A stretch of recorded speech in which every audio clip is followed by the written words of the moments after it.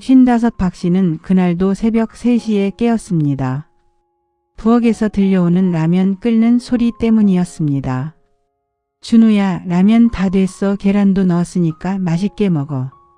재혼한 아내 3살 연상인 58 김미숙은 33살 아들을 위해 새벽에 라면을 끓이고 있었습니다. 박 씨는 정말 안타까운 인생을 살아온 사람이었습니다. 젊은 시절부터 몸이 약하신 홀어머니를 모시고 사느라 연애할 시간도 결혼할 기회도 없었어요. 엄마가 좀 나아지면 그때 결혼하지 뭐하며 20대, 30대, 그리고 40대를 그냥 흘려보냈죠. 어머니는 당뇨와 고혈압으로 오랫동안 투병하셨고 박 씨는 묵묵히 병간호를 했습니다. 공사장에서 일해서 번 돈으로 어머니 병원비를 대고 퇴근 후에는 어머니 식사를 챙기고 그렇게 효자로만 살았어요. 그러다가 3년 전 어머니가 돌아가셨습니다. 박 씨는 그때 52살이었죠. 이제 뭘 하며 살지. 허전함과 외로움이 밀려왔어요. 평생 어머니만 바라보고 살았는데 갑자기 혼자가 되니 세상이 너무 컸습니다. 그때 직장 동료가 소개해 준 것이 미숙이었어요. 형, 나이는 좀 있지만 괜찮은 여자야. 이혼했지만 착하고 살림도 잘해. 박 씨는 간절했습니다. 52살에 처음으로 여자와 만나게 된 거였어요. 미숙은 이혼한 싱글맘이었지만 박 씨에게는 천사 같았습니다. 이제라도 가정을 꾸릴 수 있다니 하며 설렜죠. 미숙은 당시 29세였던 아들 준호와 함께 살고 있었지만 박 씨는 개의치 않았어요. 가족이 생긴다는 것 이런 기분이구나. 준호를 친아들처럼 여기며 새로운 가정에 대한 꿈을 키웠습니다. 그때는 정말 행복했어요. 늦깎이 결혼이지만 가정을 꾸릴 수 있다는 게. 그런데 지금은 박 씨는 이불을 뒤집어쓰고 한숨을 쉬었습니다. 이 집에서 자신의 존재감은 점점 사라져갔습니다. 박 씨는 3년 전 공사장 사고로 허리를 다친 후 지금까지 일을 할 수 없는 상태입니다. 미숙은 전업주부로 살림만 하며 돌아가신 친정아버지가 남긴 유산으로 온 가족이 생활하고 있습니다. 32살의 준호는 태어나서부터 지금까지 단 한 번도 제대로 일해본 적이 없는 완전한 마마보이였습니다. 고등학교도 겨우 졸업했고 대학은 아예 못 들어갔어요. 그 후로는 집에서 놀기만 했죠. 가끔 미숙이 준호야, 그래도 일은 해야지라고 하면 마지못해 알바를 구하러 나가긴 했어요. 하지만 면접 보러 갔다가 엄마, 사장이 나한테 말을 너무 험하게 해 하며 돌아오거나 나는 이런 거 못해 하며 울먹이기 일쑤였어요. 심지어 편의점 알바를 했을 때는 엄마, 손님이 나한테 짜증냈어. 나는 잘못한 게 없는데 하며 이틀 만에 그만뒀고 패스트푸드점에서는 엄마, 기름 냄새 때문에 옷에서 냄새나. 이거 못 입어 하며 하루 만에 포기했어요. 32살이 되도록 3일 이상 지속한 일이 없었던 거죠. 그러다가 3년 전부터는 아예 프로게이머가 되겠다는 허황된 꿈을 내세우며 완전히 폐인 생활에 빠져들었습니다. 늦은 저녁부터 새벽녘까지 게임에 매달리다가 낮에는 오후 서너 시까지 죽은 듯이 자는 거죠. 방 안은 배달음식 포장지와 과자 봉지들로 쓰레기장이 되었고 씻지도 않아서 냄새가 진동했어요. 그런데도 나는 꿈을 위해 노력하고 있다며 당당하기만 했습니다. 고등학교 겨우 졸업하고 무직 한심한 마마보이가 재주가 좋은 건지 안 좋은 건지 지보다 5살 연상 백수 여자친구를 데려와서 역시 3년째 무직으로 준호에게 기생하며 살고 있습니다. 정확히는 준호가 아니고 저희 집에서 거머리처럼 피 빨아먹고 사는 거죠. 4명이 살고 있는데 일하는 사람이 아무도 없어요. 미숙이 자랑스럽게 말했습니다. 다행히 아버지가 남기고 가신 적금이 좀 있어서 우리 준호 꿈을 포기할 필요는 없어요. 박 씨가 조심스럽게 물었습니다. 여보, 그 적금이 얼마나 남았는지 같이 상의 좀 할 수 있어? 당신은 몰라도 돼요. 우리 준호 성공할 때까지는 충분해요. 미숙의 친정아버지가 돌아가시면서 남긴 유산이 총 5천만 원 정도였는데 이미 3천만 원을 써버린 상황입니다. 현재 2천만 원이 남아있고 이 가족이 한 달에 쓰는 돈이 200만 원이니까 간단히 계산해보면, 즉 현재 생활 패턴을 유지한다면 약 10개월 후에는 돈이 완전히 떨어진다는 뜻입니다. 더 심각한 건 이 가족 중에 아무도 돈을 벌어오는 사람이 없다는 것입니다. 박 씨는 허리 디스크로 인해 일을 할 수 없는 상태가 되었고 미숙은 결혼 후 아예 전업주부가 되어 살림만 하고 있어요. 준호는 앞서 말한 대로 3년째 백수로 프로게이머의 꿈만 키우고 있고 심지어 37살 지은이 며느리인지 거머리인지 3년째 무직 상태로 인플루언서가 되겠다며 하루 종일 SNS만 들여다보고 있습니다. 그런데 미숙은 이 절망적인 현실을 전혀 직시하지 못하고 있었습니다. 마치 당장이라도 32살 아들이 갑자기 프로게이머로 대박을 낼 거라고 믿고 있는 것처럼요. 오전 8시 박 씨가 겨우 일어나서 부엌으로 나왔습니다. 여보, 아침. 당신 밥은 냉장고에 있으니까 알아서 드세요. 미숙은 눈길조차 주지 않는 차가운 목소리였습니다. 하지만 4시간 후. 우리 준호 일어났네. 잠 잘 잤어? 오후 2시 준호가 일어나자 미숙의 목소리는 꿀 떨어지듯 달콤해졌습니다. 박 씨는 쓰라렸습니다. 준호는 처음부터 나를 아버지로 받아들인 적이 없어요. 결혼 첫날부터 지금 이 순간까지 단 한 번도 아버지라고 부른 적 없이 아저씨로만. 그리고 처음부터 끝까지 반말. 29살 때도 지금 32살이 된 지금도 변한 건 아무것도 없어요. 준호가 하품을 하며 말했습니다. 엄마 물. 미숙은 물컵을 들고 뛰어갔습니다. 어머, 우리 준호 목 말랐구나. 그 모습을 본 박 씨의 가슴이 무너져 내렸습니다. 같은 사람이 이렇게 다를 수 있나? 재혼하기 전에는 나한테도 따뜻했는데. 며칠 후 박 씨가 세탁기를 돌렸습니다. 오전 10시 아직 준호가 자고 있는 시간이었습니다.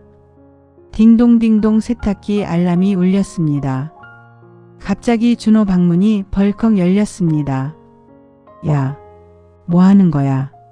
준호가 속옷 바람으로 뛰쳐나왔습니다. 내가 자는데 왜 세탁기를 돌려? 시끄러워 죽겠어. 내가 새벽 6시에 잔다고 했잖아. 박 씨가 황당해했습니다. 준호야, 지금 낮 10시야. 아저씨가 뭔데 내 생활 패턴을 무시해? 여기는 우리 집이야. 박 씨의 심장이 얼어붙었습니다. 우리 집? 원래 이 집은 박 씨의 집이었습니다. 결혼할 때 미숙이 이 집으로 들어와서 둘만 살았었죠. 그런데 결혼 1년 후 준호가 엄마, 자취방 보증금이 너무 비싸라며 들어왔고 또 1년 후에는 준호의 여자친구 지은이까지 잠깐만 얹혀 살겠다며 들어온 거예요. 지금은 이 개자식이 당당하게 우리 집이라고 하고 있었습니다. 준호야, 여기는. 아저씨. 엄마가 살림 다 하는데 아저씨가 뭔 상관이야? 그때 미숙이 달려왔습니다. 여보. 준호가 자는데 왜 세탁기를 돌려요? 미숙아, 내가 이 집 주인이야. 집 주인이 뭐 어때서요? 돈은 내가 대고 있는데. 미숙의 한마디가 박 씨를 완전히 무너뜨렸습니다. 아, 맞다. 나는 무수입 실업자고. 생활비는 저 여자 친정아버지 돈이고. 준호가 비웃었습니다. 아저씨, 현실을 봐. 누가 이 집 생활비를 대는데? 엄마가 외할아버지 유산으로 우리 먹여 살리는데 아저씨는 집에 뭘 보태는 거야? 미숙이 거들었습니다. 맞아요. 아버지가 남기신 돈으로 우리가 사는 거예요.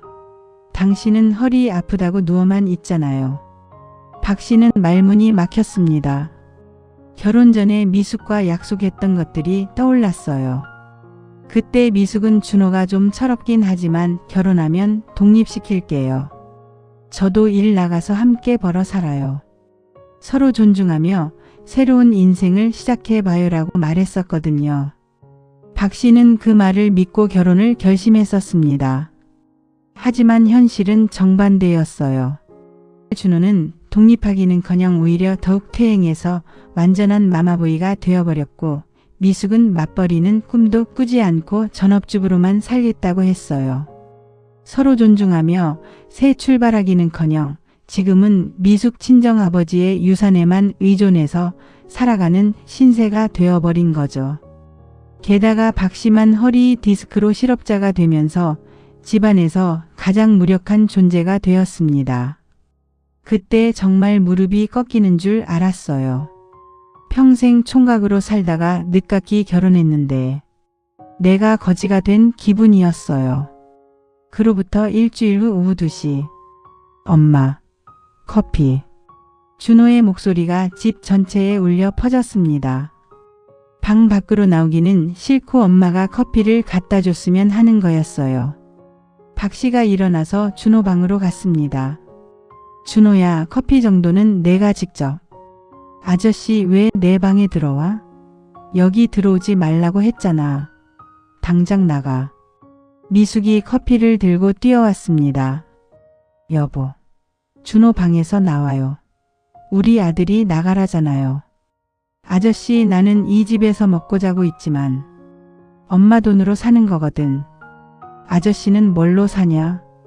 박 씨의 목소리가 떨렸습니다. 야, 너 지금 엄마가 외할아버지 유산으로 우리 먹여 살리는데 아저씨는 집에 뭘 보태는 거냐고? 그런데 더 가관인 일이 그 다음날 벌어졌습니다. 저녁 7시 준호가 방에서 나와서는 갑자기 소리쳤어요. 엄마, 내 양말 어디 있어? 미숙이 달려왔습니다. 어머, 우리 준호 양말 못 찾겠어? 엄마가 찾아줄게. 준호는 자기 방 바닥에 떨어진 양말도 직접 짚지 않고 엄마가 주워서 신겨주길 기다리고 있었던 거예요. 미숙은 정말로 무릎을 꿇고 앉아서 준호 발에 양말을 신겨주기 시작했습니다. 박 씨는 이 광경을 보며 현기증이 날 뻔했어요. 32살 먹은 아들이 엄마한테 양말을 신겨달라고? 미숙이 남편을 밀어냈습니다. 당신은 허리 아프다고 누워있기만 하잖아요. 준호 꿈 응원이나 해줘요. 박 씨는 그 자리에서 무너져 내릴 뻔했습니다. 아, 돈이 없으니까 발언권도 없구나. 준호의 하루는 정말 가관입니다. 오후 2시가 되어서야 겨우 눈을 뜨는데 이 철딱선이 없는 아들이 하는 첫 마디가 엄마, 아침 뭐야? 입니다. 오후 2시를 아침이라고 하는 32살 성인 남자. 그리고는 뻔뻔하게 외할아버지가 남겨주신 돈으로 사는 거니까 내 맘이지라고 당당히 말합니다. 일어나서도 바로 움직이는 게 아닙니다. 또 1시간 동안 침대에 누워서 핸드폰 게임을 해요. 그러다가 박 씨가 지나가기라도 하면 아저씨, 방 문 좀 닫아줘. 빛 들어와라고 명령조로 말합니다. 32살 먹은 아들이 아버지한테 오후 4시가 되어서야 첫 식사를 하는데 이마저도 트집부터 잡습니다. 엄마, 이 반찬 맛없어. 돈 있으니까 배달시켜. 백수의 당당함이란. 그리고 저녁부터 새벽 대여섯 시까지 밤새 꼬박 논스톱으로 게임만 합니다. 중간에 장비가 마음에 안 들면 엄마, 게임 장비 바꿔줘. 외할아버지 돈으로라고 또 돈을 요구하죠. 3년째 이런 생활을 반복하면서 프로게이머가 되겠다는 꿈을 포기하지 않고 있습니다. 박 씨가 참다 못해 말했습니다. 준호야, 32살이면 이제 독립을. 아저씨, 독립하라고? 그럼 아저씨부터 이 집 나가. 이 집 생활비 누가 대는데? 엄마가 외할아버지 유산으로 우리 다 먹여 살리는데. 미숙이 박수를 쳤습니다. 맞아. 우리 준호 똑똑해. 당신이나 돈 벌어와요. 박 씨는 말문이 막혔습니다. 밤 12시 다 되어 지은이 친구랑 놀다가 들어왔습니다. 어머니 다녀왔습니다. 미숙의 얼굴이 환해졌습니다. 지은이는 완벽한 연기를 펼쳤습니다. 37살 나이에도 불구하고 5살 연하인 준호를 오빠라고 부르며 아첨하기 시작했죠. 어머니, 준호 오빠 정말 대단해요. 32살에 이런 꿈을 가지다니. 어머니가 외할아버지 유산으로 오빠를 후원해 주시니까 오빠가 성공할 수 있을 것 같아요. 미숙은 완전히 넘어갔습니다. 어머, 우리 지은이가 이렇게 이해심이 많으니. 지은이의 기생 전략은 완벽했습니다. 평소에도 준호가 게임할 때 옆에서 오빠 진짜 잘하네요.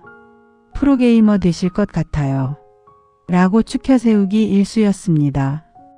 미숙에게는 어머니 요리 정말 맛있어요. 친정어머니보다 훨씬 잘하세요 라고 아부를 떨었죠. 그리고 지은이의 진짜 무기는 37살이라고는 믿기지 않는 애교였습니다. 어머니, 저 과자 먹고 싶어요. 편의점에서 파는 그 달콤한 거요 하면서 미숙의 팔에 매달리기도 하고 어머니, 제 손톱 좀 봐요. 너무 못생겨졌어요. 내일 샵 가고 싶어요 하면서 손을 내밀며 삐죽거리기도 했어요. 더 가관인 건 용돈을 요구하는 방식이었습니다. 어머니, 준호 오빠랑 데이트 나가는데 용돈이 없어요. 5,000원만요. 아니 10,000원만요 하면서 눈을 반짝반짝 빛내며 애교를 부렸죠. 37살이 5,000원, 10,000원 용돈을 달라고 애교 부리는 모습이란. 복장이 터집니다. 미숙은 그런 지은이가 너무 예뻤습니다. 어머, 우리 지은이 진짜 귀여워. 당연히 사줘야지. 하면서 지갑을 선뜻 열어주곤 했어요. 심지어 우리 지은이가 예뻐지려면 돈이 들지 하면서 요청한 것보다 더 많이 주기도 했습니다. 박 씨는 이 광경을 볼 때마다 기가 막혔어요.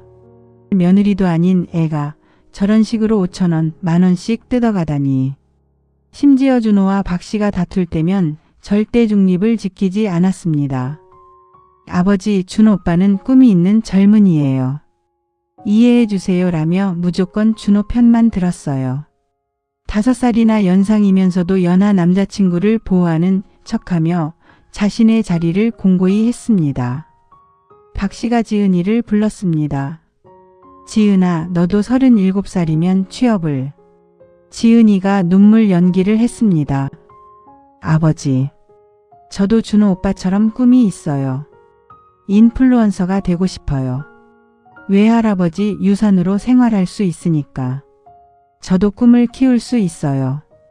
37살이 32살 백수 남자친구 집에서 얹혀 살면서 하는 소리였습니다. 지은이는 3년 동안 이 집에서 공짜로 먹고 자면서도 집세 한 푼, 생활비 한 푼 보태지 않았어요. 오히려 화장품, 옷, 미용실비까지 모두 미숙에게 어머니, 준호 오빠랑 예쁘게 나가려면 일하며 얻어냈죠.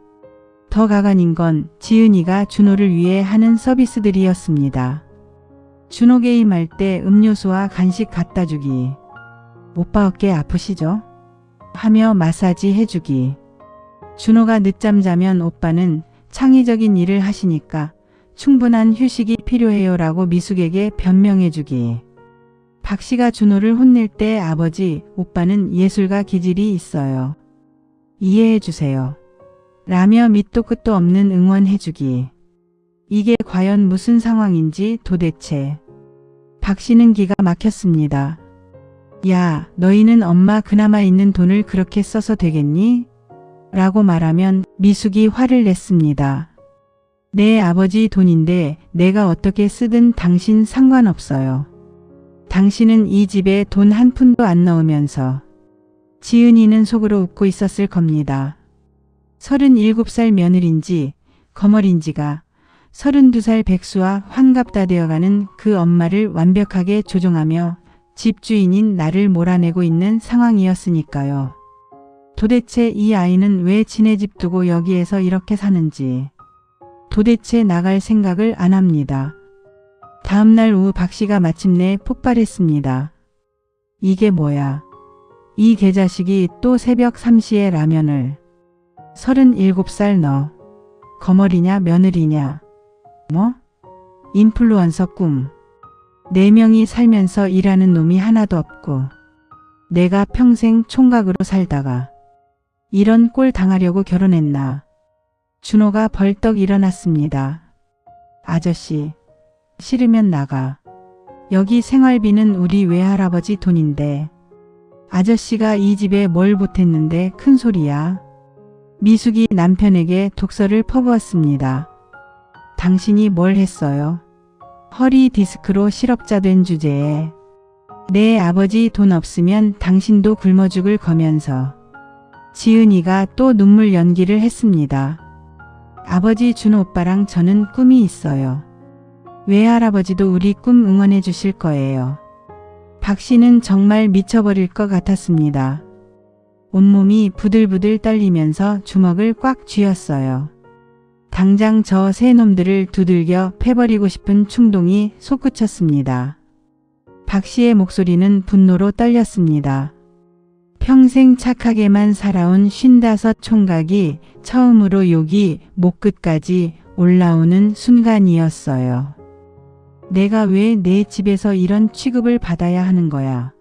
무슨 개족보인지 아들놈한테 아저씨 소리 듣고 며느리도 아닌 사람한테 깍듯이 아버지 소리 듣고. 정말 이 순간만큼은 세 사람을 다 내쫓아버리고 싶었습니다. 아니, 더 정확히 말하면 한 대씩 쥐어받고 싶었어요. 박 씨는 절망적으로 중얼거렸습니다. 내가 이 집에서 가장 돈을 적게 쓰는 사람이야. 4명의 집에서. 평생 총각으로 살던 순진한 남자가 가정의 꿈을 품고 결혼했더니 자신의 집에서 가장 홀대받는 존재가 되어버린 거죠. 평생 총각으로 살다가 늦게 결혼해서 잘 살아보려고 했는데 32살 개자식한테는 아저씨 소리 듣고 37살 며느린지 거머린지 한테는 아버지 소리 들으면서 처가 돈으로 얻어먹는 신세 한탄을 합니다. 또한 이 집안의 위계질서를 보면 정말 기가 막힙니다. 가장 높은 서열은 당연히 백수아들 준호입니다. 미숙의 친아들이라는 이유 하나만으로 이 집의 절대 권력자죠. 고등학교 겨우 졸업한 백수 게이머가 미래의 성공자라는 허황된 타이틀을 달고 있어요. 2등은 37살 인플루언서인지 뭔지 하는 꿈을 가진 지능적 거머리 지은이입니다. 5살 연하 백수 남자친구의 집에 얹혀 살면서도 착한 며느리 연기로 미숙의 마음을 완전히 사로잡았어요. 37세 나이에 애교 부리며 꿈 있는 젊은이로 포장되어 있죠. 용돈 5,000원, 10,000원 달라며 애교 부리는 모습이 미숙에게는 너무 예쁘게 보이는 거예요. 3등은 당연히 미숙입니다. 친정아버지 유산의 소유자로서 이 집 경제권을 쥐고 있지만 정작 본인은 아들과 거머리의 정체도 모른 채 당하고만 있는 불쌍한 사람이죠. 그리고 꼴찌는 누구겠습니까? 아이러니하게도 이 집의 실제 소유주인데 가장 무력한 존재가 되어버렸어요. 무수입 재혼 남편이라는 딱지가 붙으면서 집주인이라는 지위는 아무 의미가 없게 되었죠. 월 20만 원이라는 가장 적은 생활비를 받으며 눈치나 보고 사는 신세입니다. 박 씨는 더 이상 견딜 수 없었습니다. 말없이 자리에서 일어나 현관으로 향했어요. 신발을 신으면서도 손이 떨렸습니다. 이게 내가 꿈꿨던 가정인가? 평생 혼자 살다가 가정의 따뜻함을 꿈꾸며 재혼했는데 개자식한테 무시당하고 며느리도 아닌 거머리한테 꼬박꼬박 아버지 소리 들으며 처가 돈으로 연명하는 신세. 차라리 평생 총각으로 살 걸 그랬나. 집 밖으로 나선 박 씨는 찬바람을 맞으며 천천히 걸었습니다. 55년을 살아오면서 이렇게 허무하고 절망적인 적은 없었어요. 평생 홀어머니 모시며 효자로 살았던 자신이 이제는 자신의 집에서 천덕꾸러기 신세가 되었다니. 공원 벤치에 앉아 하늘을 바라보는 박 씨의 뒷모습은 말할 수 없이 쓸쓸했습니다. 내가 뭘 잘못했길래 이런 꼴이 됐을까. 눈물이 핑 돌았지만 도저히 울 수는 없었어요.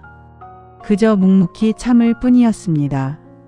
때로는 가족이 된다는 것이 가장 큰 불행이 되기도 합니다. 그리고 때로는 사랑이라는 이름의 돈이 가장 잔혹한 무기가 되기도 합니다. 우리도 주변을 돌아보며 제대로 사랑하고 있는지, 사랑받고 있는지 생각해 보면 좋겠습니다. 시청해 주셔서 감사합니다.